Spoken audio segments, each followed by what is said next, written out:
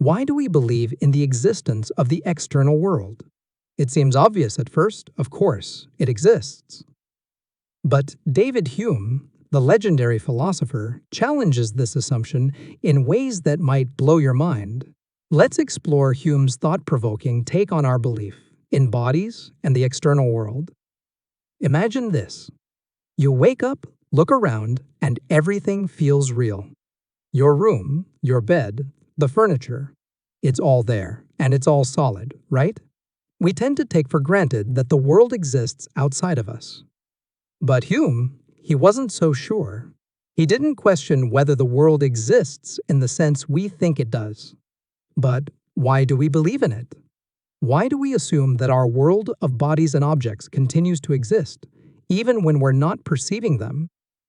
Hume was fascinated by how we form beliefs. He wasn't just worried about whether the world exists.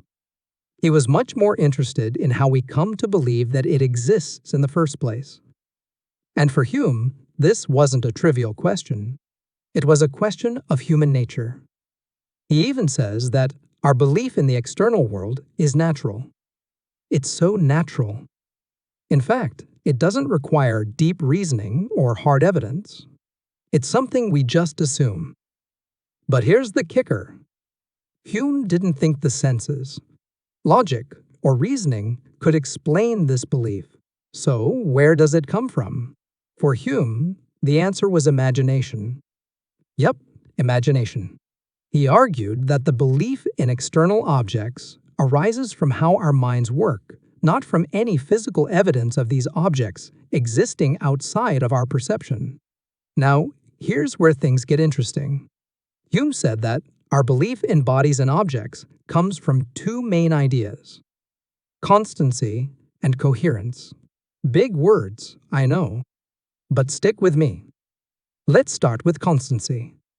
It's the feeling that things don't just disappear when we stop looking at them.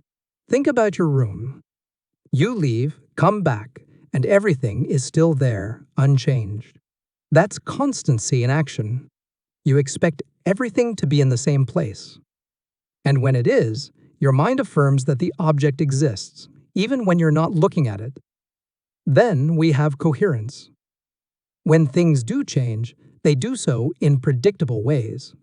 Let's say you walk into a room and find your table's been moved. It's a change, sure, but it's also coherent with your experience of the table. In other words, it makes sense. It's not like the table suddenly disappeared or changed into something else. No, it's just a shift, something you can make sense of because you've seen it happen before. So here's the magic Hume was talking about. These two elements, constancy and coherence, makes you believe in the existence of external objects. But here's the crucial part.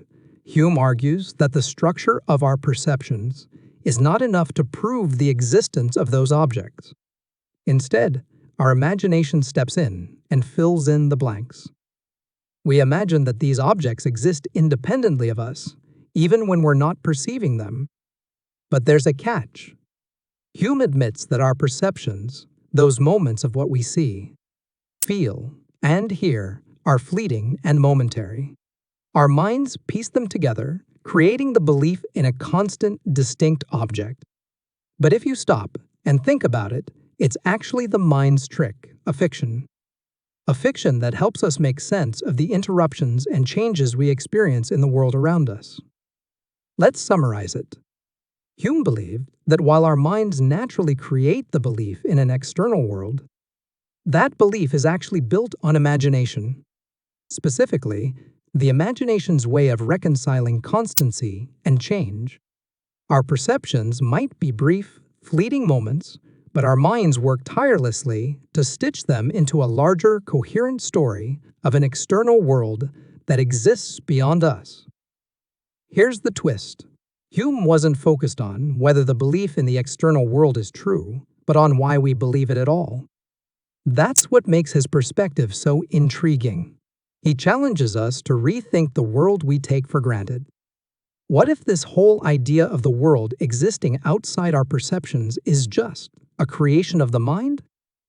So next time you look around and feel certain that the world is there, remember Hume.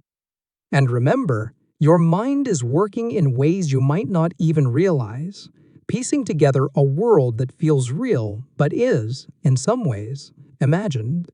That's all for today. If you enjoyed this, don't forget to like, share, and subscribe for more deep dives into the fascinating world of philosophy.